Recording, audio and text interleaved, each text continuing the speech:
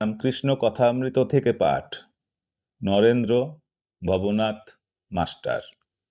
Master তখন বরাহনগরে ভগিনীর বাড়িতে ছিলেন। ঠাকুর শ্রীরামকৃষ্ণকে দর্শন করা অবধি সর্বক্ষণ তাহারই চিন্তা।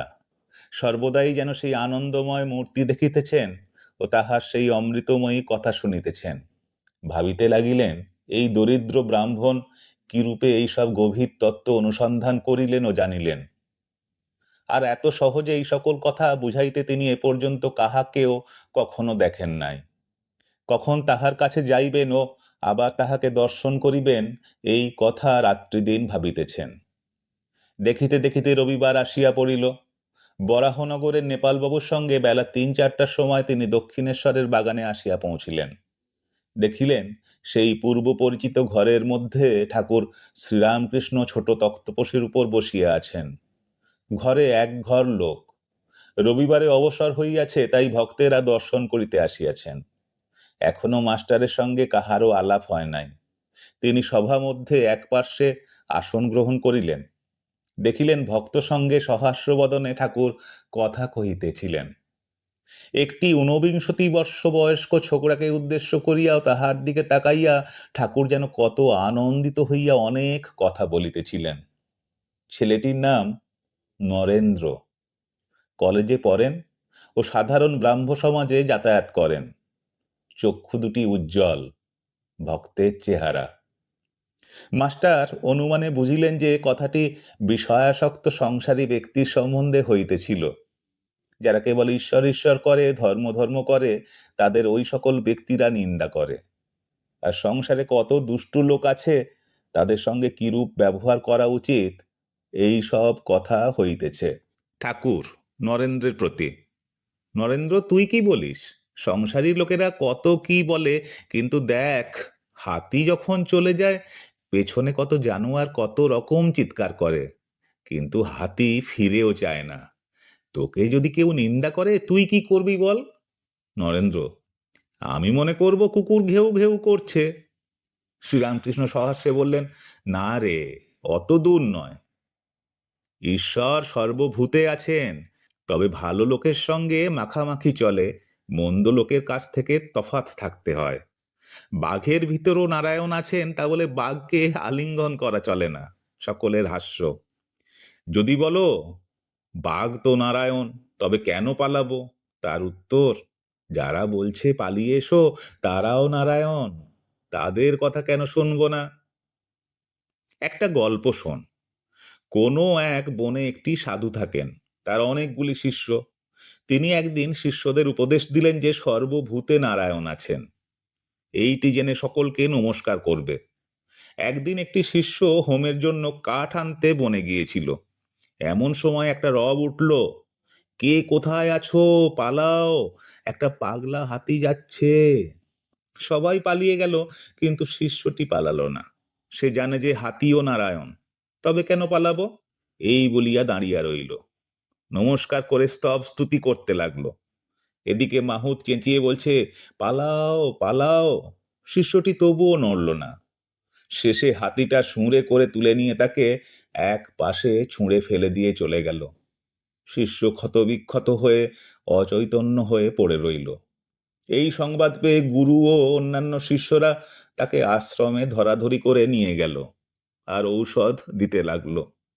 খানিকক্ষণ পরে চেতনা হলে ওকে কেউ জিজ্ঞাসা করলে, তুমি হাতি আসছে শুনেও চলে গেলে না কেন? সে বললে, গুরুদেব আমায় বলে দিয়েছিলেন যে নারায়ণী মানুষ জীবজন্তু সবেতে রয়েছেন, তাই আমি হাতি নারায়ণ আসছে দেখে সেখান থেকে সরে যাই নাই। গুরু তখন বললেন, বাবা, হাতি নারায়ণ আসছিলেন বটে, তা সত্য, কিন্তু বাবা, মাহুত নারায়ণ তো তোমায় বারণ করতেছিলেন। যদি সবই নারায়ণ, তবে তার কথা বিশ্বাস করলে না কেন? মাহুত নারায়ণের কথাও শুনতে হয়। সকলের হাস্য। শাস্ত্রে আছে অপনারায়ণ জল ও নারায়ণ, কিন্তু কোন জল ঠাকুর সেবায় চলে, আবার কোন জল আঁচানো, বাসন মাজা, কাপড় কাচায় চলে, কিন্তু খাওয়া বা ঠাকুর সেবা চলে না। তেমনি সাধু অসাধু, ভক্ত অভক্ত সকলের হৃদয়ই নারায়ণ আছেন, কিন্তু অসাধু অভক্ত দুষ্টু লোকের সঙ্গে ব্যবহার চলে না, মাখামাখি চলে না। কারো সঙ্গে কেবল মুখের আলাপ পর্যন্ত চলে, আবার কারো সঙ্গে তাও চলে না। ঐরূপ লোকের কাছ থেকে তফাৎ থাকতে হয়। একজন ভক্ত জিজ্ঞাসা করলেন, মহাশয়, যদি দুষ্টু লোকে অনিষ্ট করতে আসে বা অনিষ্ট করে, তাহলে কি চুপ করে থাকা উচিত? শ্রীরামকৃষ্ণ বললেন, লোকের সঙ্গে বাস করতে গেলেই দুষ্টু লোকের হাত থেকে আপনাকে রক্ষা করবার জন্য একটু তমগুণ দেখানো দরকার, কিন্তু সে অনিষ্ট করবে বলে উল্টে তার অনিষ্ট করা উচিত নয়। এক মাঠে এক রাখাল গরু চড়াতো। সেই মাঠে একটা ভয়ানক বিষাক্ত সাপ ছিল। সকলেই সেই সাপের ভয়ে অত্যন্ত সাবধানে থাকত। একদিন একটি ব্রহ্মচারী সেই মাঠের পথ দিয়ে আসছিল। রাখালেরা দৌড়ে এসে বললে, ঠাকুর মশাই, ওদিকে যাবেন না, ওদিকে একটা ভয়ানক বিষাক্ত সাপ আছে। ব্রহ্মচারী বললে, বাবা, তা হোক, আমার তাতে ভয় নেই, আমি মন্ত্র জানি। এই কথা বলে ব্রহ্মচারী সেই দিকে চলে গেল। রাখালেরা ভয়ে কেউ সঙ্গে গেল না। এদিকে সাপটা ফনা তুলে দৌড়ে আসছে, কিন্তু কাছে না আসতে আসতে ব্রহ্মচারী সেই একটি মন্ত্র পড়লে অমনি সাপটা কেঁচোর মতন পায়ের কাছে পড়ে রইল।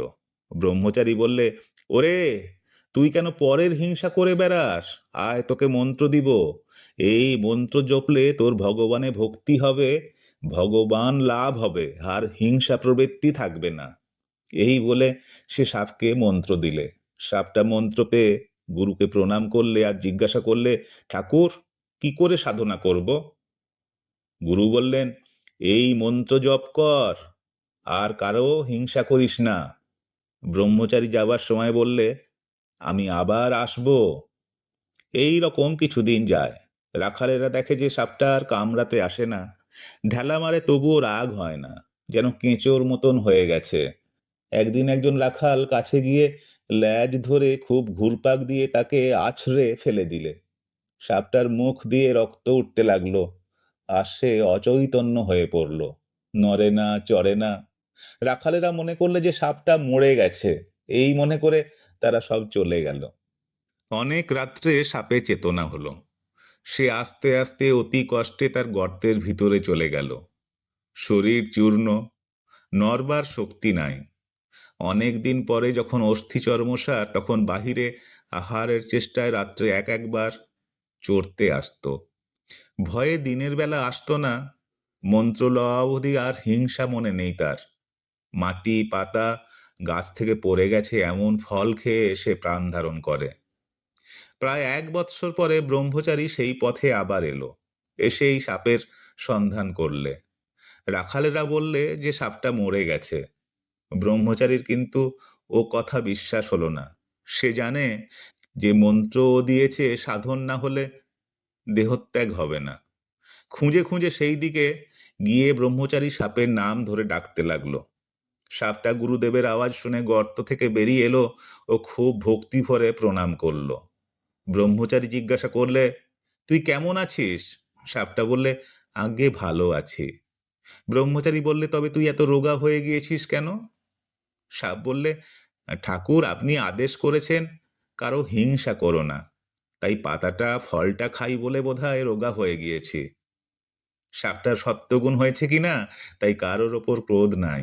সে ভুলেই গিয়েছিল যে রাখালেরা তাকে আছাড় মেরেছিল। ব্রহ্মচারী বললে, শুধু না খাওয়ার ফলে এরূপ অবস্থা হয় না, অবশ্য অন্য কারণ আছে। তখন সে বললে, ঠাকুর, মনে পড়েছে বটে, রাখালেরা একদিন আমাকে আছাড় মেরেছিল। তারা অজ্ঞান, জানে না যে আমার মনের কি অবস্থা।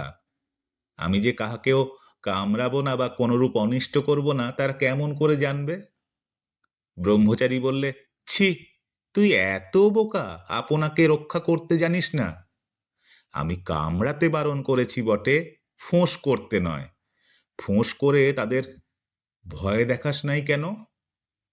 দুষ্টু লোকের কাছে ফোঁস করতে হয়, ভয় দেখাতে হয়, পাছে অনিষ্ট করে।